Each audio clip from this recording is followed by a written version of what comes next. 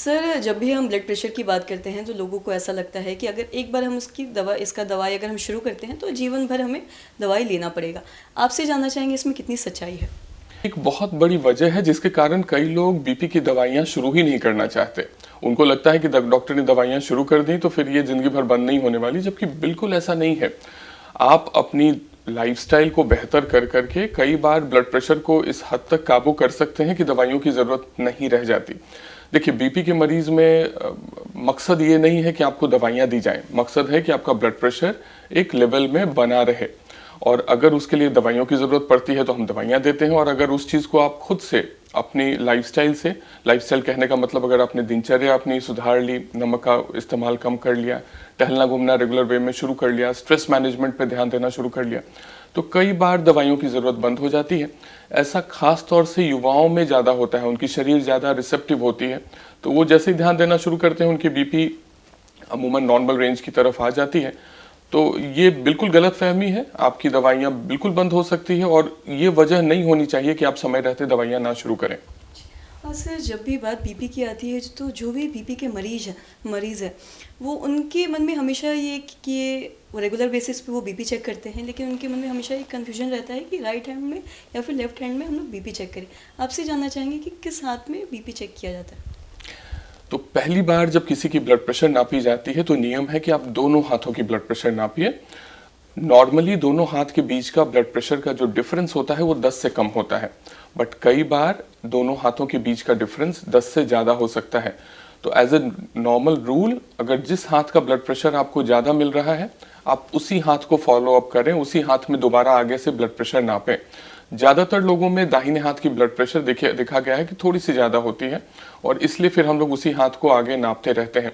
हालांकि जो घर की मशीन्स बनाई गई हैं, होम बीपी मशीन्स, वो ऐसे डिज़ाइन की गई हैं कि वो उससे आप लेफ्ट हैंड की ब्लड प्रेशर नापते हैं नॉर्मली। तो जहाँ दोनों हाथों के ब्लड प्रेशर में बहुत फ़र्क नहीं है वहाँ बहुत ज़्यादा मतलब नहीं रह जाता कि आप किस हाथ की ब्लड प्रेशर ले रहे हैं, बट जहाँ अंतर है वहाँ पर तो फ़र्क कई बार आपको महसूस होगा। और ज़्यादा अच्छा रहेगा, या यही तरीका है कि जिसमें ज़्यादा ब्लड प्रेशर आ रहा है आप उसी हाथ को नापें और उसी हाथ की ब्लड प्रेशर को नॉर्मल मान के चलें। और जब भी बात बीपी की आती है तो ऐसा जनरली कहा जाता है कि 120 या 80 बीपी हमारा होना चाहिए। आपसे जानना चाहेंगे कि जनरली लोगों का बीपी कितना होना चाहिए? कई बार लोगों को लगता है कि थोड़ी सी भी जो डेविएशन हो रही है, उनकी बीपी 110-70 हो गई तो उसको लो बीपी कहने लगते हैं, 130-90 हो गई तो उसको वो तुरंत हाई बीपी में समझने लगते हैं। तो बीपी का कोई एक निश्चित लेवल नहीं है। नॉर्मल लोगों की भी ब्लड प्रेशर पूरे दिन बढ़ती घटती रहती है आपकी ज़रूरत के हिसाब से। तो जब आप सो जाते हैं, शरीर को बीपी की बहुत ज़रूरत नहीं है, तो बीपी आपकी 80/50, 90/50 भी हो सकती है। जब आप दौड़ते हैं, जब शरीर को ज़रूरत ज़्यादा है, तो नॉर्मल लोगों की ब्लड प्रेशर भी बढ़ के 150-160 जा सकती है। तो ये एक कंटिन्यूअम है जिसमें कोई एक फिक्स्ड लेवल नहीं होता। नॉर्मली अगर आपकी ब्लड प्रेशर 110 ऊपर का सिस्टोलिक लेवल 110 से लेकर के 130-35 के बीच रह रहा है तो ये एक नॉर्मल रेंज है, और हम लोग हमेशा रेंज की बात करेंगे। डायस्टोलिक या नीचे की जो रीडिंग है अगर वो 65 से लेकर के 85 के बीच है तो ये भी उनके लिए एक नॉर्मल रेंज है, जहां उनको घबराने की ज़रूरत बिल्कुल नहीं, और वो इसको नॉर्मल वे में लेकर के ही आगे बढ़ सकते हैं। जी। और जब भी बात अगर हम लो बीपी की करते हैं तो कई बार ऐसा देखते हैं कि कोई सिम्टम्स नहीं दिखता लो बीपी में, और अक्सर लोग ओआरएस ले लेते हैं, नहीं तो नमक का घोल पी लेते हैं। तो इस बारे में आप क्या बताना चाहेंगे?